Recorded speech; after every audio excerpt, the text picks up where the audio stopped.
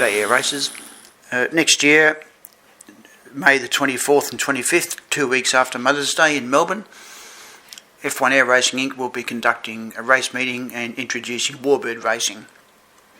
There'll be two categories. The RCM News Trophy Race is for scratch or kit built 1/5 scale World War II fighters, or it could have raced in Reno, and that's an invitational just to kick it off. And there'll also be a Warbird ARF class, so basically if it says 60cc it's around about 5th scale, but if it says 60cc on the box you can race it. As a support category we'll have the Texans, which is a nice fit because that's what a lot of pilots got into before they got into a Mustang or a Spitty. And we'll have the race proven Seagull Formula 1 and Formula 2 categories. There'll also be an air show, a little bit of a demo in between races on the Saturday, the finals on Sunday, and then an air show in the afternoon, which will let interstate competitors get away a bit earlier. A little bit of behind the scenes info. Whether I can convince or drum up enough volunteers for the marshalling, etc., I don't know, but you can download a copy of this newsletter, Bank and Yank 3, at speedweekend.melbourne.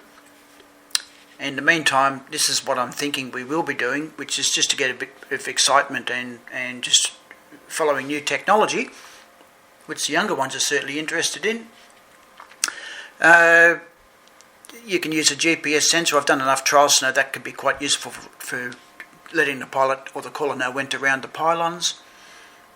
I've spoken to the FPV guys at Sandown and I'll get a bit of basic information on what might be usable for an FPV setup, or actually SPV, second person view for the caller.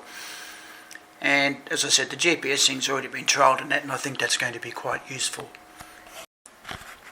Chatting to Neil Adicott and Michael Lynch recently, the topic of about inspiring people into the hobby or just trying to get something going, I had a bit of a light bulb moment. And whilst my sort of dream really is to do an open class F1 FAI style thing, the fact is people don't know what they are. I learnt that at the motor racing events. You know, you could do anything you wanted with a fast model, but you just had to fly a Spitfire and people related to it. So I had a light bulb moment and I ordered a set of plans. So, you know, when you get a bit excited and order something, anyway, they rolled up and I opened them up and I went, wow. That's something I've always wanted, is a Mosquito. This is a 1/5 scale, which I'd put 260cc engines in that, and I'd want to race it. So it'd be scale air racing. Whether it's competitive against a single engine fighter, I don't know. But I haven't got time to build that before May next year, so I found a single engine fighter to knock up, and I've got a few mates that will race them.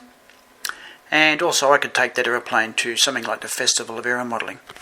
As far as a big event in Melbourne, we don't have any that I can see.